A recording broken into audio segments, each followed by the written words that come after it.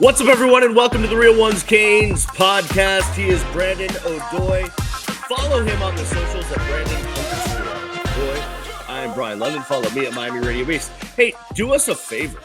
If you're interested in Canes coverage and you want stuff that no one else gives you, sponsor the Real Ones Canes podcast. Like, jump on the fam, be a part of the family, put your logo right there, and you can sponsor the podcast. Just hit us up at our DMs, and we'll be happy to help you out. We got very, very good packages for you to help promote your business and help us cover the Canes. Also, make sure you follow the YouTube pages and the subscribe to the podcast wherever you're listening to this. Brandon, we got to go back to a game last Friday night against Virginia Tech, one of the craziest endings of any game I've ever seen. It was not Miami's best performance. Somehow they came away with a W, which is the good thing. They're 5-0, but certainly a lot that they need to improve on coming out of that game. I could think of a few things, including tackling and also not turning the ball over. So you've had about a week to marinate on this one. What are your thoughts as we are now a week removed from that crazy game? Yeah, pretty much the same, Brian. Again, when you think about what the post-game comments were, the lack of tackling, the defense sort of needing to play better, and just kind of reflecting on how difficult this may be, and maybe this is a reflection of things to come. So in what is going to be the second half of the season, which is after this Cal game, because it's a 12-game season, and roughly, and then you get the first 6 games, and then you have the back end.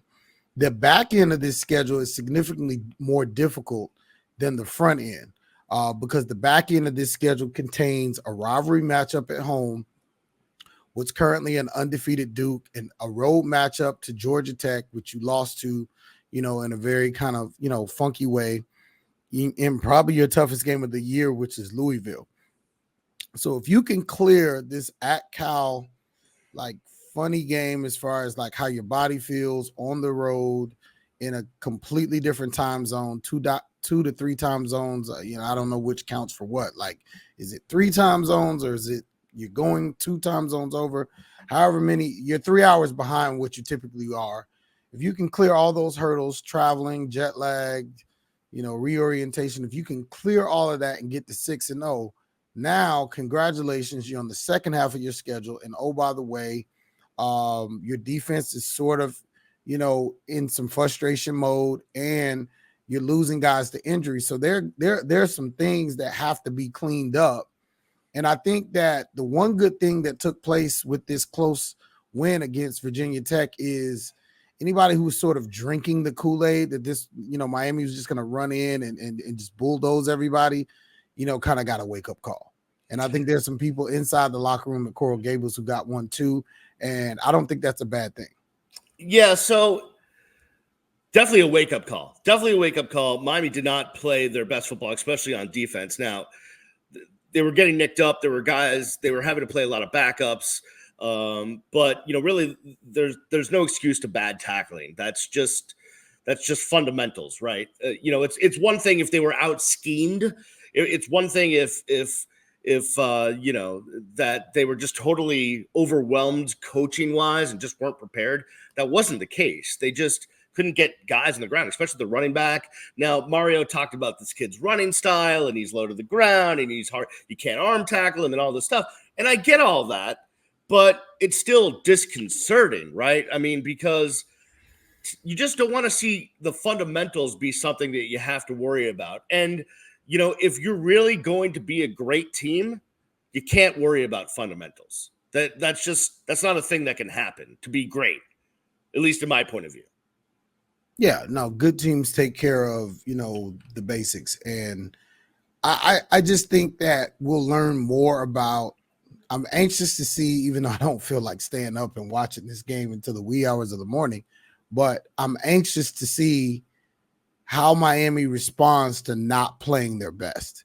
And that's going to say a lot. I think by the end of the first half, which is maybe all I'll watch because I've got to get up first thing in the morning on Sundays. But, at the end of the day, I think that we'll get a chance to see how they respond to not really playing their best game. And more importantly, Beast, I think they'll respond to knowing they could have done things better and kind of, taking that path. Like, with Cam Ward here, he had the sort of tag of a guy who, has protection of the football issues. I don't think he has ball protection issues. I just think that at sometimes, because he's very confident, he makes plays or attempts to make plays that you probably should not do. But you kind of have to take the good and the bad with that, because the same way I don't like him in the first drive trying to force a ball downfield and end up throwing a pick or having a fumble or whatever that ended up being, is the same thing that allows him to be awesome and just push the ball to the tight end for what was almost a touchdown, and to rally the team to get them back. And, throwing to Xavier Restrepo, who's literally lying on his back. Like, the average quarterback would not do that. You know what I mean? So what makes him great also has the potential to be a cause of concern. And I think you kind of have to live with the good and the bad. I think the thing to be concerned about is the defense, the lack of pressure that has kind of been created lately. The guys getting banged up. Ruben Bain couldn't be coming back at a better time. Although one would argue there may have been a little bit of a comfort level with how Miami was projecting to play versus Virginia Tech and what actually happened. Because we saw Ruben Bain running around, as if he was going to play. And that's something you can't see on television. And the guy was doing full-out sprints. He looked fine to me. And you just wonder, did they think this game was going to be easier than it ended up being? Sitting Rivers, sitting him. You know what I'm saying? Like, it's just like.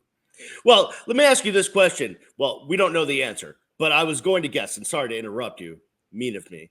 But I'm assuming if this was a national college playoff game, that Bain and Rivers would have played, right?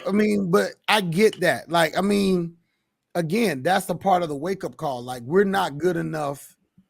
Has to be the conversation internally to sit our best players thinking that we're going to come in a game and beat a team we should beat. Like, every game has to be put on the table and said, hey, look, we got to give our best effort. We can't afford the red shirt guys. There is no saving, because you do that. You're on the cusp. And let me say something positive, because this, I'm not concerned about, my comments. I think they're fair, but I don't want to be too negative. You're on the cusp of something special. So until it's no longer special or no longer can be special, you kind of have to protect the special nature of it at all costs. You have to play kids that maybe you want to rest an additional week. You have to bring kids off the bench, or maybe you want a red shirt. You've got to kind of make, decisions about football games that maybe you wouldn't make if you knew you didn't have the capability to have something special take place. Now, all of the goals that Miami has set are still in front of them. There's still a national championship possibility. There's still a college football playoff possibility. There's still an ACC championship possibility. And then there's still a bowl game possibility. So it's like all of these things are still available to Miami. And a lot of teams can't say that 5 games, 6 games in. So, you look at Florida State, the in-state rival. They pretty much lost all, goals or aspirations. I think they can still get into a bowl game. They got to win a bunch of games down the road. It won't be easy, but it's still a possibility. That may be the only goal that they have left that, is still attainable.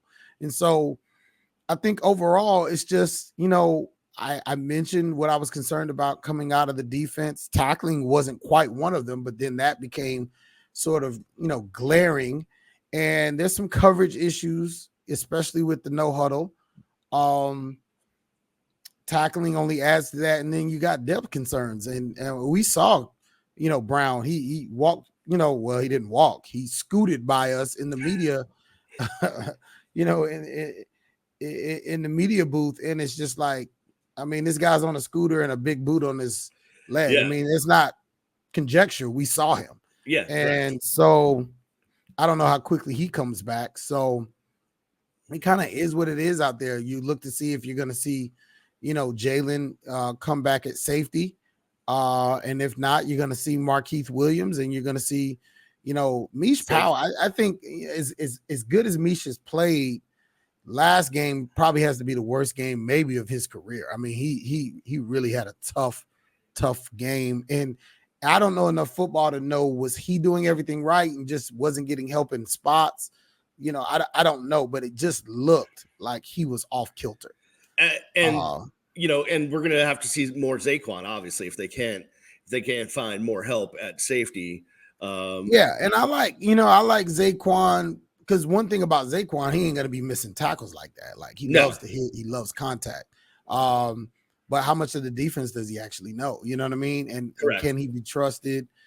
He played quite a bit. But like the thing is, like, you gotta let some of these freshmen loose. On the running side, I think we have to see more of Lyle and Ajay.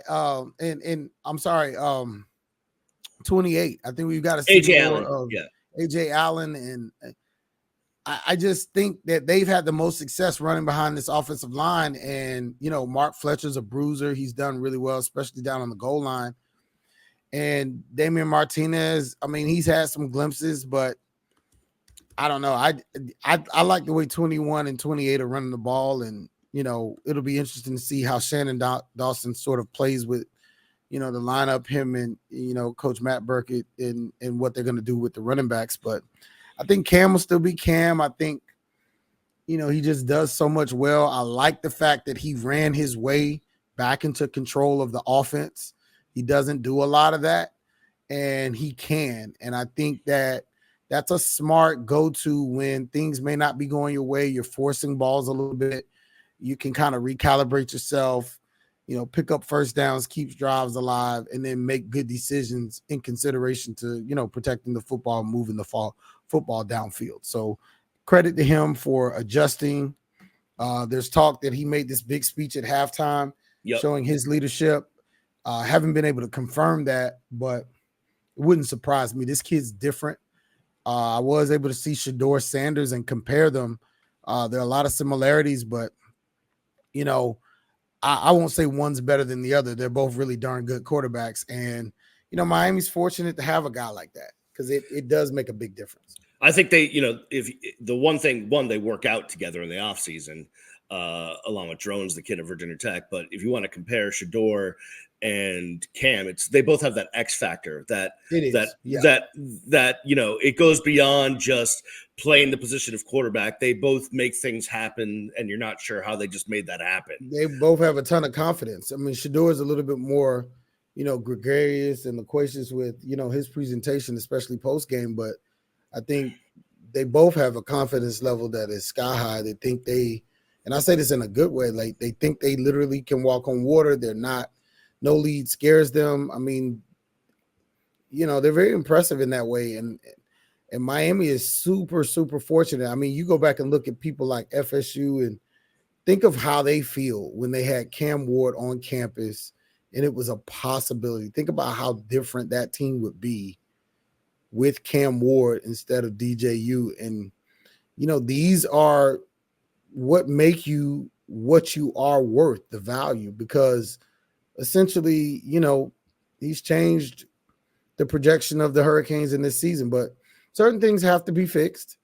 And the tackling in the back end is definitely one of them. We got to talk about another thing. And I'm not really sure this is as much of a problem as it's made out to be, which is the running game. Shannon Dawson this week kind of inferred that guys weren't really hitting the right holes. And then he kind of took it back. CC Mawanoa talked about, they just really haven't run block as well as they did last year. Miami's not terrible at the run. They're averaging close to 6 yards a carry, 5.92. They average 193 yards rushing per game. Obviously, some of the game 91-yard run. Right. Exactly. They got 13 rushing touchdowns. They've been okay on the goal line.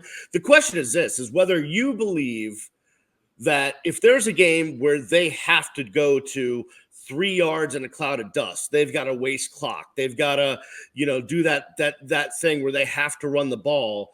Are they capable? And that's the question. I don't know. I mean, I think they're capable, but with the right personnel.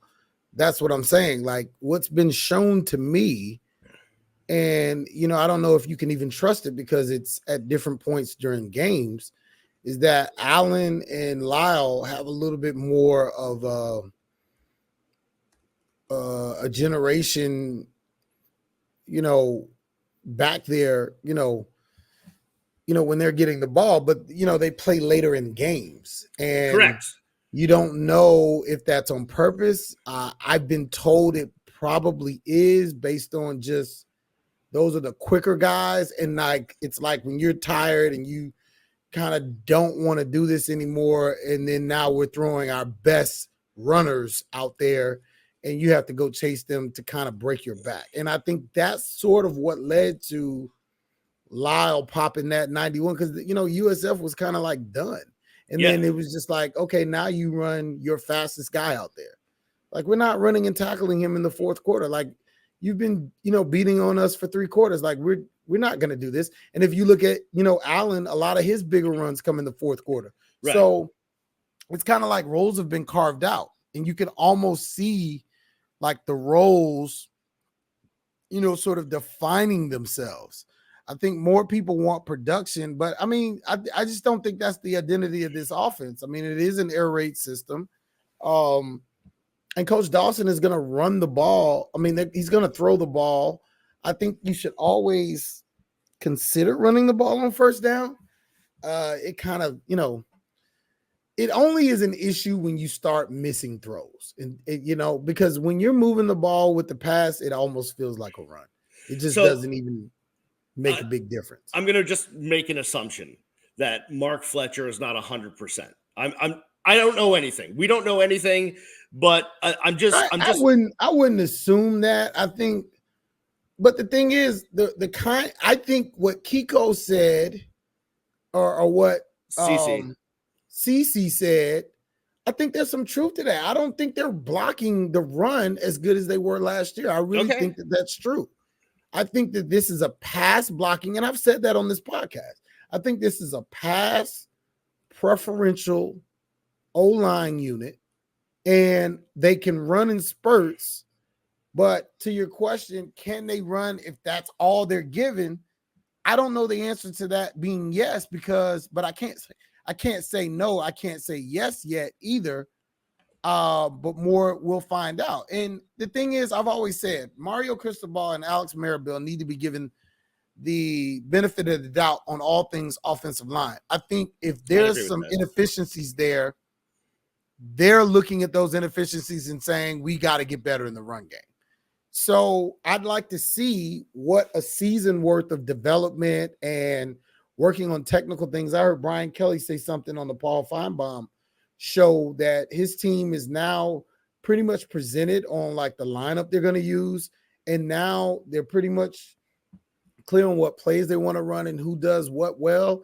Now they want to go to practice and like really work on like just little technical things that can cause a play from going from a 5-yard play to like a 50-yard play, and how we're blocking mesh and how we're, scheming up run things and counters and things. And I took from that the improvement as the season progresses is like, okay, we're scouting you. We know what you like to do, Shannon Dawson, but can you scout my guys doing what we like to do better?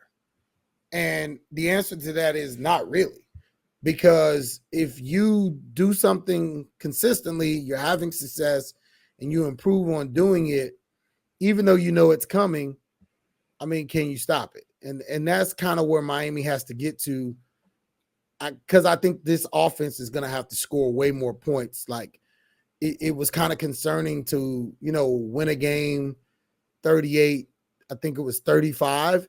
But the offense has, been scoring points and there's no defensive scoring. So it's like, at the end of the day, this offense has been putting up almost 40 points a game, and that's a big ask, but that's kind of how it's probably going to have to go.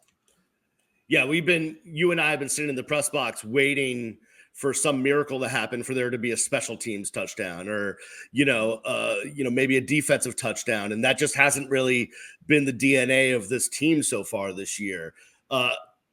One thing I do want to point out, though, we need to talk about from last game, a positive. And I'm not going to take credit because, he is my boy, but Elijah Arroyo's rundown on that almost pick six, it's going to be up there for one of the plays of the year. That's not a ridiculous one-handed catch by the kid. It's funny. I didn't even see that developing, and he was near where we sit in the press box. Right. I actually saw that on Twitter, kind of being highlighted as like one of the right in real time. I kind of missed where he came from. I think it was just more of a focus of like, right. Wow, Miami is going to lose this game because they just can't get right. And now all of a sudden this guy makes this heroic play and it ends up, being part of the reason they were able to come back and win the game. But I think you judged right on him. You woofed last year on TVD. Yeah, I did. You judged right on him. And you've been saying it, and there's buzz about him with scouts. And I sat next to two scouts at Colorado, and he's getting conversations. So he was worth the wait because he definitely didn't do anything for the first 3 years here. But he's more than made up from that. He's kind of having a Braxton Berrios type career at Miami, where he kind of was just around for the first couple of years, and then now he's kind of making his presence felt. So, better late than never. Great year to put it all together. But I just think that, there's a little bit too close for comfort on offense, and you'd like to see a little bit more care with the ball. And at the end of the day, you can't go out to Kyle fooling around like that. They've got an actual offense and a motivated quarterback. And we talked about that all offseason. Mendoza remembers, and, somebody posted his comments at the ACC, media days. He remembers being jilted, by Miami and Florida State. And so I told you he was going to be motivated. It's somebody I know.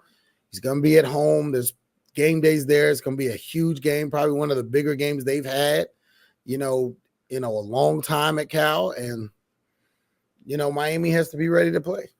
All right, we'll talk about Cal and Miami, plus a recruiting story that's just breaking as we're recording this on Thursday afternoon. We will do that on the other side. You are watching and listening to the Real Ones Canes podcast. Welcome back to the Real Ones Canes podcast. He is Brandon O'Doy. He gives you all of his hot takes on Brandon_O'Doy. I am Brian London. Follow me at Miami Radio Beast. Brandon, we got to talk about Miami and Cal. Miami, I think they're heading out there right now as we're flying. They're going a day early to get adjusted to the time difference. I know I'm hitting the Big Bird on a Friday morning, hitting out there and going out there for this one. It's going to be an interesting game for several reasons. There's a lot of storylines, and we'll start with the one you brought up just before the break. Mr. Mendoza went to Columbus, Mario Cristobal's alma mater. Speaking of Mario Cristobal and Columbus and Mendoza, Mario played with his dad at Columbus. And he was offered to be a walk-on by Manny Diaz at Miami. He did not take that, and instead went out to the other side of the country to play for Jeff Wilcox and California. And he's had a pretty good career. He's coming into his own, and he certainly has something to prove against Miami. It's a kid that and a kid that's going to have a lot of probably friends and family in the stands to watch this one. Yeah, there are motivated kids all throughout the remainder of this Miami schedule, and this is going to be one that Miami has to hold off. And he described it. I mean, this wasn't the staff that jilted him. But nonetheless, he felt like he should have been a Hurricane. Why does he have to travel all the way across the country to play football? He's obviously good enough starting in the ACC as a junior, redshirt sophomore. At the end of the day, you can't control those things, but what he can control is how he plays. He didn't play very well at Florida State. No. They still had opportunities to win. I think they showed him some things that he hadn't seen on film or hadn't been prepared for. But, that's what kind of starts to happen when you have success. in college football. You know, they start scouting you around 3 or 4 games in.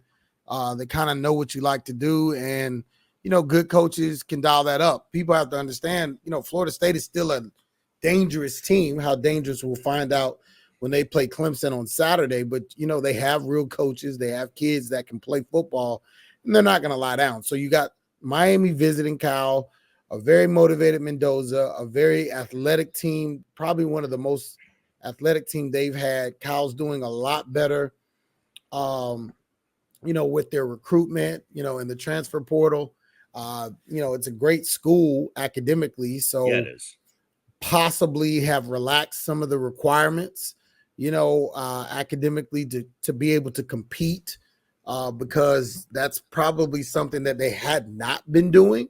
And you kind of have to do that in order to, you know, compete at the high levels that you need to in the ACC or even the Pac-12, even during its glory years. So this is, I won't say this is a trap game because Miami can see this coming. But this is a game that, you know, is going to require a full effort, offense, defense, special teams. And let me just say this before, because it kind of gets glossed over in that Virginia Tech game, and we didn't really even talk about the controversial ending of that game. But Andy Borregales, a kid that I've known, you know, for quite a while, he was very consistent matching the field goals of the Virginia Tech, you know, kicker who had some career highs in that game. I think he went from as far out as 58 yards. There are a lot of things that, you know, had to happen for Miami to come back, but that's definitely worth mentioning. Yeah, 56 yards. Sure. And what's also worth mentioning is that Isaiah Horton came in at the end of that Virginia Tech game on defense. And he's the player I think is being credited with being out of bounds and touching the ball, therefore allowing the ACC refs to overturn the touchdown. And if he doesn't do that, because the other guys who actually play defensive back were not able to get to the ball. Well, here's the problem is Miami doesn't have very tall DBs, so they need someone that can get up. The two jumpers in their end-of-game situation defense for a Hail Mary are Isaiah Horton and Riley Williams. Horton was the one that was in there, and Lance Guidry even talked about it. He's like, listen, the other two guys that were supposed to do some things that they didn't do what they were supposed to do, and that left a scrum down there, and thank goodness that Isaiah Horton, you know, did get up like he did, got his hand on the ball when it got on the ground and was out of bounds, and we win. But yeah, listen, you know, it's hard to practice those end of game situations because they don't want receivers going to jump for a football and possibly get hurt when it's practice. So, you know, I'm sure if they ever are presented with that situation, they'll play it better. But yeah, props to Zay Horton for being in that situation. Back to Cal for a moment. So the other storylines besides Mendoza, right? Cal's coming off a bye week. That means they have time to be rested and also time to put in some wrinkles, both offensively and defensively. They've got one of the best linebacking cores in the country. They are one of the leaders in the nation when it comes to sacks and tackles for loss. They have a good defense, but they are really ball hungry, and they can turn you over in a heartbeat. So that's something Miami's offense is going to have to look at. Miami's defense is going to have to stop the run game. Mendoza is good, but their running game is really good, especially if Jadyn Ott is healthy. He's been kind of dealing with an ankle injury. I thought he was one of the best runners in the country, especially at the beginning of last year. He really is a determined running back, a bit of a different style than what they faced against Virginia Tech. So yeah, this is a real test for Miami on both sides of the football. And not to mention, it's going to feel like it's 10:30. I mean, because it takes 2 or 3 days before your body starts to adapt. Yeah, they should have gone out there on Monday if they wanted guys to feel like, you know, they were truly acclimated. I've been to California several times. It's not until that 3rd or 4th day where you actually feel like you're out there. But at the end of the day, you know, everything you said is right. I think the run defense is the biggest concern for me because, you know, Virginia Tech ran all over Miami. And I think, you know, what you're seeing defenses do is copy what the other teams that had success against Miami do. You know, there was a lot of Virginia Tech inspired offense based on what they showed at USF. I mean, and the slots continued to be a problem. And Miami has to shore that stuff up. I think the biggest thing that Miami has to do is get a pass rush to help and assist. And with Tyler Barron's seemingly being dinged up, his pitch count is a lot lower than, it has been. You saw a lot of Malik, Bryant, number 24. Yeah, off the bench. He played really well, but you lose some girth when you get Malik into the game.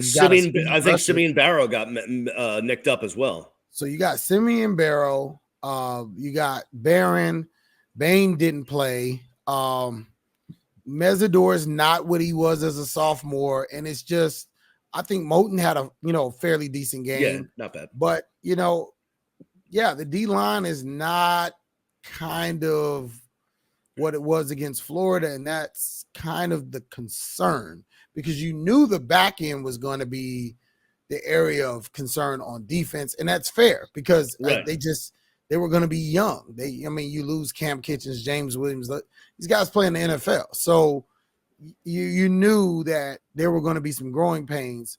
What you didn't expect is to have to figure it all out while the linebackers were having some tackling issues. I think you saw a lot more of Popo, Aguirre, because he's a really sure tackler, a guy. And just to kind of see, Kiki kind of having a funny game. That was not because that's literally the first time. Yeah, Kiko did not have his best game for sure. Since he's been here, that he kind of just laid an egg. And the timing couldn't have been any worse. So it just things for concern. I think this is where coaching comes in. It's kind of like, okay, guys, that didn't work. We got away with it, but that didn't work. We can never do that again. And as long as that's the conversation, I think Miami will be fine at Cal. The one thing I feel good about, is Ruben Hurricane Bain being back in the lineup gives me a little bit of oomph, a little bit of juice. I just don't know what to expect from him. He hasn't played football in over a month. So I hope that it's a boost. I just don't have the high expectations that I normally would just because, acclimation has to happen. But I listen, maybe I'm a big believer in this stuff and who knows, but I think his presence, literally just his presence, being in uniform, being in the sideline, even if he's on a pitch count, gives them some sort of confidence that maybe they've been missing a little bit over the last couple of weeks. I agree. You see a lot of him coaching guys up. Like if you use your binoculars during huddles, he's definitely involved, but having him in uniform and running out there may give this team a boost that they didn't have, especially defensively, and couldn't come at a better time. Real quick, let's jump into the recruiting front. So just before we started recording this, again, afternoon on Thursday, breaking news that a player Miami was kind of counting on out of American Heritage, the wide receiver, Malachi Toney, was classified 2026, is reclassified 2025, and it looks like he is decommitted from Miami and is now considering, Florida State among others in the 2025 year, not 2026. Brandon, you know a lot more about these kids than I do. What does this do for Miami, and what do you make of this? Well, you had a shallow wide receiver class. You only had one guy committed who was a true 25. Took a big class last year along with Sammy Brown. You took, Chance Robinson, Nikar, JoJo Trader. So you took 4 wide receivers last year. But it's concerning because you're going to lose Restrepo. You're going to lose Brown, and you're going to potentially lose someone in the portal. You lost Brashad, Smith last year, and you just don't know. So you need to kind of fill, those spots and those roles. I think he's not done for. I just think maybe he wants to open up his options a little bit more and kind of be recruited because he committed as a freshman. So anytime a guy commits that early, it's a little bit curious because it's like, man, you got so much time left. So now I think it's kind of game on. I don't think Miami's out of it, but it is a little bit of something to consider. Hey, man, don't forget you're also losing Jacoby George.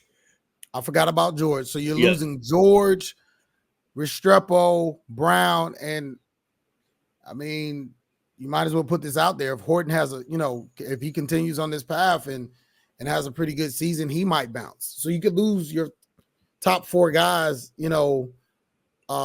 pretty easily. Arroyo's going to be gone. So this receiving core is going to look very different. So yeah, anybody who's catching footballs, who's leaving, who's being recruited to come to Miami is of, great importance. Yeah. And here's the thing though. This is what I've learned is until a kid steps foot on campus somewhere, like you just don't, especially nowadays with NIL and, we thought Cam Ward was coming. Then we didn't think he was coming. Then we thought he was going to the NFL draft. And all of a sudden, boom, he was coming. And we've seen this in recruiting too, right? Like how many recruits have we seen where you thought they were definitely coming or going or this or that. And then boom, something happens